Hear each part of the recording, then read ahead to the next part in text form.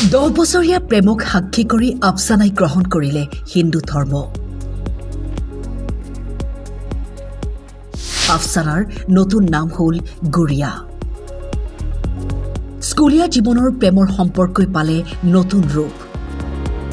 প্ৰেমক সাক্ষী কৰি প্ৰেমিক ৰাহুল ৰীৰ লগত বিয়াত বহিল ইছলাম ধৰ্মৰ যুৱতী আফছানা শ্বেখ। বিবাহপাশত আবদ্ধ হৈ কইনা আফছানাই হিন্দু ধৰ্ম গ্ৰহণ কৰি নাম ৰাখিলে গুৰিয়া ৰী। হিন্দু ধৰ্মৰ প্ৰেমিক হোৱা বাবেই বিয়াত ৰাজি নাছিল আফছানাৰ পৰিয়ালৰ লোক।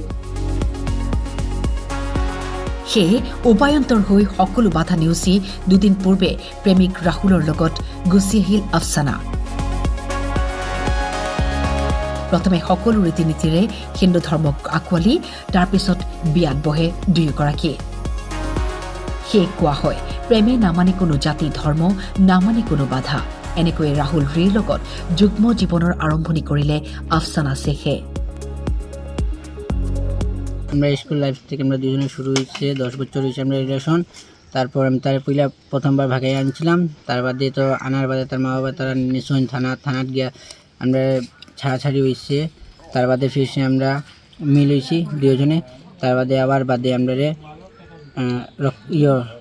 হিন্দু রক্ষী দল আমরা মিলিয়ে বিয়া দিছেন দুজনে। পইলা আসলে আফসানা আছে, এখন আমার ধর্মে আইয়া এখন গুড়িয়ারি দিছে গুড়িয়ারি।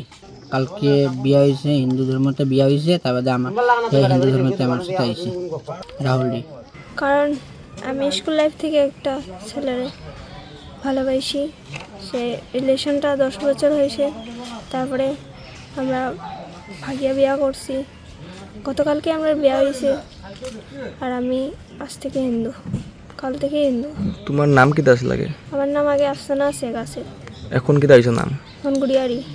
তোমার গরু কিতা মানছে না? তোমার গরু মানছে না।